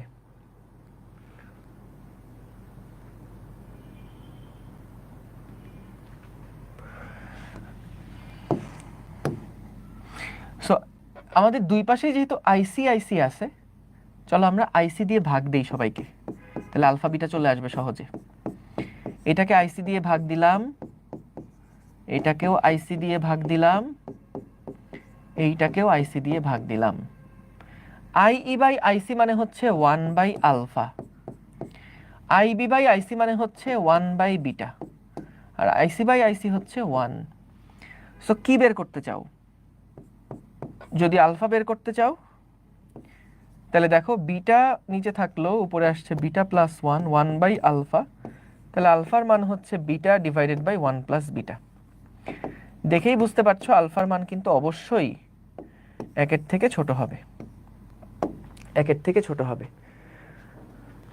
দেখো এখান থেকেও তো বোঝা যায় যে কি বলছি, আইই সমান তো আইবি প্লাস আইসি না, তাহলে আইসি এর মানটা তো অবশ্যই ছোট হবে আইই এর থেকে। তাহলে আইসি যদি ছোট হয় আইই যদি বড় হয় আলফার মান অবশ্যই একের থেকে কি হবে, একের থেকে সবসময় ছোট হবে। আলফার যে মান সেটা সব সময় কিন্তু আলফার মান অলওয়েজ 1-এর থেকে ছোট হবে। কারণ ভাই আই তো বড়। এই বেটা এখান থেকে 100টা গিয়ে তখন 99টা গেছিল না, তাহলে 99/100 এটা কত হচ্ছে? 1-এর থেকে ছোট হচ্ছে। আচ্ছা, এইবার আসো, আমরা যদি এখান থেকে বিটা বের করতে চাইতাম তাহলে কি হতো? সো আমরা এখান থেকে যদি 1/বিটাটাকে নেই তাহলে লেখা যায় 1/আলফা মাইনাস 1। আলফা লিখলে 1 মাইনাস আলফা সমান 1/বিটা, তাহলে বিটা সমান সমান আসবে alpha divided by 1 minus alpha. তুমি যদি কখনো তোমাকে প্রশ্নে আলফা দিয়ে দেয় তাহলে তুমি বিটা বের করতে পারবা, যদি বিটা দিয়ে দেয় তাহলে আলফা বের করতে পারবা। এই সূত্রগুলো খুবই খুবই খুবই গুরুত্বপূর্ণ সূত্র। এগুলা থেকে কিন্তু প্রশ্ন সরাসরি চলে আসে, এমসিকিউ এখান থেকে দেয়, এগুলো এমসিকিউ এর জন্য কাজে লাগে। এই সূত্রগুলা খুব গুরুত্বপূর্ণ, খুবই খুবই গুরুত্বপূর্ণ এই সূত্রগুলা। বুঝতে পারছো? এই সূত্রগুলো খুবই গুরুত্বপূর্ণ, ঠিক আছে?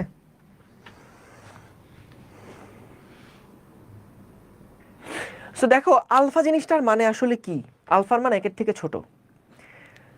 সো আই এর মান যদি 100 হয়, ধরো আই এর মান যদি 100 হয়, তাহলে আইসি এর মান হচ্ছে 100 গুণ আলফা। আলফার মান তো 1-এর থেকে ছোট, তাহলে 100 গুণ আলফা মানে ধরো 0.99, তাহলে 100 গুণ 0.99 মানে হচ্ছে 99।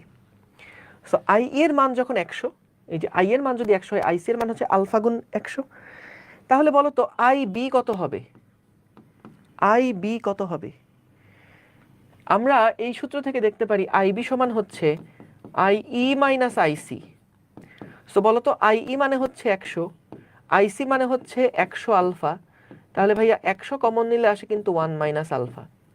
সো আইসি এর মান পাচ্ছ 100 আলফা, আইবি এর মান পাচ্ছ 100 ইন্টু 1 মাইনাস আলফা। তাহলে আমাদের যে বিটা ছিল, বিটা মানে আইসি বাই আইবি। তো বলো তো আইসি মানে হচ্ছে 100 আলফা এবং আইবি মানে হচ্ছে 100 ইন্টু 1 মাইনাস আলফা। 100 কাটতে দিলে alpha divided by 1 minus alpha, এটা হচ্ছে বিটা। এই যে এই সূত্র এখান থেকেও নিয়ে আসা যায়, এখান থেকেও নিয়ে আসা যায়, একই কথা, একই কথা। বুঝছো?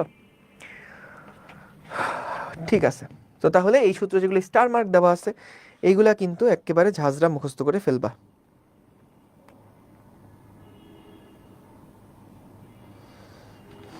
কথা ঠিক আছে? বুঝছি সবাই? ওকে, এইবার আসো, আমরা তো সূত্রগুলা দেখে ফেললাম। সার্কিটের মধ্যে আমরা যখন এটাকে প্রকাশ করব তখন কিভাবে প্রকাশ করব? সার্কিটের মধ্যে যেমন যদি আমি এই ছবিটাকে নিয়ে আসি, ডায়োডকে যেমন আমরা একটা সুন্দর সিম্বল দিয়ে প্রকাশ করছিলাম, মনে আছে? এই ডায়োডের সিম্বলটা কেমন ছিল? এই যে এটা যদি পি টাইপ হয়, এটা যদি এন টাইপ হয়, তাহলে এটাকে আমরা ইলেকট্রিক্যাল সার্কিটে যখন দেখাতাম তখন কিন্তু এরকম একটা সিম্বল দিয়ে প্রকাশ করতাম। সো ঠিক তেমনি ট্রানজিস্টরকেও প্রকাশ করার জন্য এরকম একটা সুন্দর সিম্বল আছে। সো এই সিম্বলটা আসলে কেমন সেটা একটু তোমাদেরকে দেখাই, একটু মোটা কালি দিয়ে দেখাই। এখানে দেখা যায় যে আমাদের এই যে বেস থেকে একটা তার বের হয়েছে, এমিটার থেকে একটা তার বের হয়েছে, কালেক্টর থেকে একটা তার বের হয়েছে, তাই না? এই পুরা জিনিসটার ইকুইভ্যালেন্ট যেটা সেইটা যদি তোমাদেরকে একটু দেখাই, আচ্ছা থাক, এটার দরকার নাই। এখানে কি আছে দেখি তো, ছবিটা সুন্দর করে আঁকা ছিল এক জায়গায়, নাই, দরকার নেই, লাগবে না। দেখো, সো আমাদের ট্রানজিস্টরটাকে সার্কিটে প্রকাশ করার জন্য প্রথমে আগে এরকম একটা গোল্লা সাইন দিবা, এরপরে বেইজের জন্য এরকম একটা দাগ দিবা, যেই দিকে বেস থাকবে সেই দিকে এরকম একটা দাগ দিবা। দাগ দেওয়ার পরে এখান থেকে একটা তার বের করবা, এখান থেকে একটা তার বের করবা, এখান থেকে একটা তার বের করবা। সো খেয়াল করো এই বেইজের সাইডটা না একটা টি এর মতন দেখতে, দেখো বেজের সাইডটা টি এর মতন দেখতে, টি এর মতন দেখতে। সো যেই পাশে বেজ আছে সেই পাশে এরকম একটা টি এঁকে ফেলবা আগে। তার মধ্যে একটা তার বের হয়ে যাবে কালেক্টরে, একটা তার বের হয়ে যাবে এমিটারে। এখন কথা হচ্ছে যে দুইটা তো চেনার উপায় নাই ভাই, কালেক্টর আর এমিটার তো দুইটা দেখতে একই রকম, বেজ নাইলে বুঝলাম মাঝখান থেকে বের হয়েছে, কিন্তু কালেক্টর আর এমিটার তো আলাদা করতে পারবো না। আলাদা করার জন্য এমিটারের যে তারটা সেখানে সবসময় একটা তীর চিহ্ন দেওয়া হয়, আলাদা করার জন্য এমিটারের সাইডে সবসময় একটা তীর চিহ্ন দেওয়া হয়। সো খেয়াল করো আমাদের এমিটারের যেই তারটা সেটা এটাও হইতে পারে, এটাও হইতে পারে। এমিটারের তার যেটা সেখানে একটা তীর চিহ্ন দেওয়া হয়, হয় বাইরের দিকে তীর চিহ্ন দেওয়া হয় অথবা ভিতরের দিকে তীর চিহ্ন দেওয়া হয়। সো কখন বাইরের দিকে তীর চিহ্ন দেওয়া হয়, কখন ভিতরের দিকে তীর চিহ্ন দেওয়া হয়, ভালো করে শোনো। সো খেয়াল করো, সবসময় মনে রাখবা এই তীর চিহ্নের ডিরেকশনটা হয় পি থেকে এন এর দিকে। সবসময় তীর চিহ্নের ডিরেকশন হয় পি থেকে এন এর দিকে। তাহলে বলো তো এইটা একটা কি রকম ট্রানজিস্টর? এটা কি এনপিএন নাকি পিএনপি? এটা এন মাঝেরটা পি হলে এটা অবশ্যই এন হবে, আবার এইটা পি মাঝেরটা এন হলে এটা অবশ্যই পি হবে। তার মানে এইটা একটা এনপিএন ট্রানজিস্টরের ক্ষেত্রে দেখো তীর চিহ্নটা এমিটারের বাইরের দিকে, আর পিএনপি ট্রানজিস্টর দেখে বুঝতে পারবা তুমি যদি এটা ভিতরের দিকে চিহ্নটা থাকে তাহলে। ঠিক আছে, ঠিক আছে। আচ্ছা, তাহলে সার্কিটের মধ্যে আমরা কিন্তু এই পুরা যেই হিজিবিজিটা আছে, পুরা যে তিনটা ব্লক এরকম করে আমরা দেখলাম, এটা তো ভিতরের কাহিনী দেখলাম, কিন্তু এখন আর ভিতরের কাহিনী নিয়ে আলাপ করে লাভ নাই। এখন আমরা জাস্ট এটাকে এভাবে করে চিন্তা করব যে ট্রানজিস্টরের এটা হলো বেজের রিজিয়নটা, এটা হচ্ছে আমাদের কালেক্টরের রিজিয়নটা যেখানে তীর চিহ্ন নাই, আর যেখানে তীর চিহ্ন আছে এটা হচ্ছে আমাদের এমিটারের রিজিয়ন। একটা এনপিএন, একটা পিএনপি। ঠিক আছে, একটা হলো এনপিএন আর একটা হচ্ছে গিয়ে পিএনপি। ঠিক আছে, বুঝলাম বুঝলাম বুঝলাম। এইবার আসো আমরা এই ট্রানজিস্টরের বিভিন্ন মোডগুলা সম্পর্কে একটু জানবো। আচ্ছা ভালো কথা, ট্রানজিস্টরের মোডগুলা সম্পর্কে আজকে শুরু করলে ম্যাথ ধরতে ধরতে দেরি হয়ে যাবে। তোমরা আগে এইটুকু আগে মাথায় নাও, আজকে যতটুকু আজকে আমরা পড়লাম, আমরা আজকে যতটুকু পড়লাম এইটুকু আগে তোমরা মাথায় নাও ভালো করে। আগামীকালকে কিন্তু মিস করবে না, খবরদার। আগামীকালকে আমরা এই ট্রানজিস্টরের বিভিন্ন মোড নিয়ে পড়াশোনা করব, সুইচ নিয়েও দেখব এবং বিভিন্ন ম্যাথ প্রবলেমও দেখব। ঠিক আছে, আজকে এই পর্যন্তই রাখলাম। তোমরা এইটুকু যে অংশ আছে, এইটুকু যে ছোট ছোট জিনিসগুলো পড়াইছি, জাস্ট এই কয়েকটা পেজ, এই ছোট ছোট কয়েকটা পেজ, এগুলা একটু ভালোভাবে রিক্যাপ করো। কালকে এসে আমরা যে মোড অফ এনপিএন ট্রানজিস্টর এই জিনিসগুলো পড়ব, এই জিনিসগুলো পড়বো এবং তারপর অনেক মজার মজার কিছু ম্যাথ প্রবলেম আছে যেগুলো আসলে এই কনসেপ্ট ক্লিয়ার না থাকলে মুখস্থ করতে হবে। ঠিক আছে, তাহলে কালকের ক্লাসটা কিন্তু আজকের কন্টিনিউয়েশন। আজকে যতটুক পড়ছো মাথায় ভালোভাবে নাও, বারবার করে রিভিশন দিয়ে কালকে আসবা। ঠিক আছে, মিস করো না। আল্লাহ হাফেজ, দেখা হবে কালকে ইনশাল্লাহ।